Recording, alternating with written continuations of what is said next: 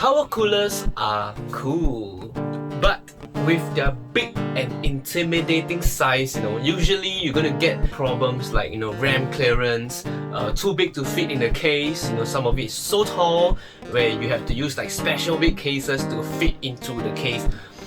But they provide all the cooling. So that's where Cryorig comes in. Can this Cryorig H7, can this be the answer to our issues? Can this compact cooler deliver the same amount of performance as those bigger brothers that we have mentioned? Let's find out. Hey guys, this is Chester here. You guys are watching our channel, and today we'll be taking a look at the Cryorig H7. So this is a standard class cooler, tower cooler if I may add, that is actually a 100, so standard meaning 120mm in terms of the fan size, but it actually comes in at a bit smaller and a bit lighter than its competition. So what do I mean by that? Okay, let's say we take the the standard, the Cooler Master Hyper 212 Evo Turbo Let's say you take that for example. The height, it is about 160 cm. Okay, not 100, sorry, 160 millimeters. 160 cm is like, okay, yeah. And that amount is really right at the limit at most mid-size cases. And worst of all, the length of the cooler itself, when you include the length of the fan, it actually blocks the RAM slot. So that means that if you want to include those like RGB RAM with your lighting and everything, you're gonna have a hard time trying to fit a RAM that is not so tall in such a way that you're gonna interfere with the cooler. That's where this comes in.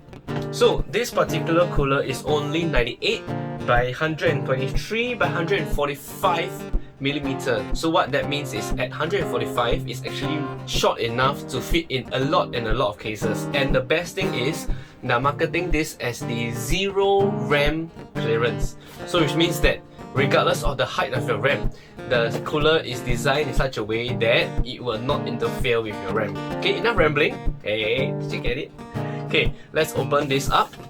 Okay, so outside in the box, okay, you see a standard product picture, a couple of items to take note of the quick dimensions and quick specifications. And yes, this includes the entire motherboard compatibility from all Intel sockets, most mainstream Intel sockets, 115 blah blah blah, all the way to AMD ones as well, FM1, FM2, AM2, 3 and 4. AM4 is your Ryzen one, which we will be using for this particular cooler. Okay, we also have the standard H7 marketing and yep, so on and so forth. So I really like this cooler because it is very compact. Most coolers that I like, the standard ones, they're out there, they're just way too big. And like, let's say for example, if you have the Corsair Vengeance RGB Pro RGB, if you have that for example, it will not fit in most CPU coolers because the RAM is so high. So I've checked before, and yes, this particular item, this cooler, it does not interfere. So why does not it interfere? A moment. So let's take this out first. So in the box you'll find that it's actually very straightforward. Okay, the cooler itself is already pre-assembled for you, so the fan clips and everything have already been clipped. Okay. So you can actually see that this is a proprietary hive fin. They call this hive fin. It's actually their technological advancement that they actually did in order to reduce the footprint of the cooler, but yet maintaining its potent power. Okay, it has a 3 6mm heat pipes. So what they do is the heat pipes actually transport the heat away. And the best thing is, if you notice here, the orientation of the heat pipes, you can see it's actually offset. So this offset is what makes it so that when you put on the RAM, it will not block the RAM. Let's take a look at the accessories first. So over here you'll find the installation guide. So just scan the QR code, way to save money. That's good actually, save the Okay, over here you'll find the accessory box. Okay, so one thing that I find really very good is that they actually pre-installed the base mechanism, the base mounting mechanism for you. So that means that you don't need to reach out for those clunky old mechanisms like in the past. And yeah, this is the base base mounting plate. So you put this below the motherboard, and then you screw the screws on through the holes here, and then you use the black pieces to go through the screw hole. Hey, get it? Go through the screw hole, and then you can screw it directly onto the plate without actually needing to disassemble the cooler, which is very good in my opinion, because a lot of the tower coolers, their method of installation is really very wonky.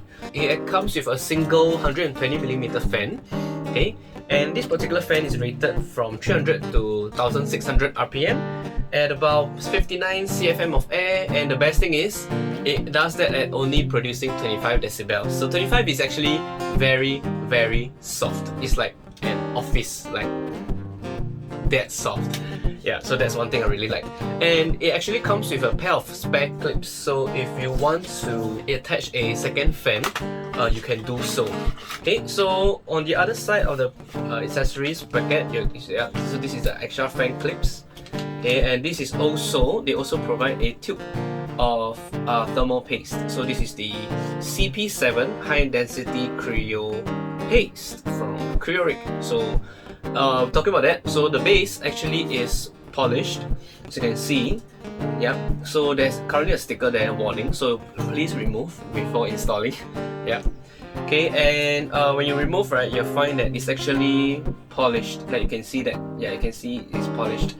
It's a base plate, so it's not the direct continuous heat pipe technology like one that is featured in Cooler Master builds. Okay, but I think it's pretty good enough. So because of the lack of pre-applied thermal paste, so that's why they gave us this, which is good, I like, because you can actually use this over and over again, because one big tube like that can really last you for a very long time. This particular product weighs in at about 711 grams, so it's actually very light. Why is it so important? Because this entire structure is actually going to hang off your motherboard. So if you have let's say a 2 kg cooler, you're going to have 2 kg, you know, really hanging off like the motherboard like that. So it makes it very fragile when you are using it to ship around. So that's why the lighter weight is actually good, in the sense that it protects the motherboard from bending too much, or even worse, breaking it. Okay, and last but not least, it has a rated TDP of 140 watts, 140. So that means that you can even use up to the latest Intel 10th generation processors. Yes, I'm looking at you, i9. Yes, that 255 watts. Yes, that's you. I believe this can handle it pretty well. And of course, this can handle the Ryzen 3rd generation chips as well. So for example, the Ryzen 9 5950X, that 16-core monster. Alright, so that's about it. That's our unboxing and our first look at the Cryorig H7 CPU cooler. Like this video if you liked it, subscribe to our channel if you haven't done so yet. I'm Chester, that's all for today. See you guys.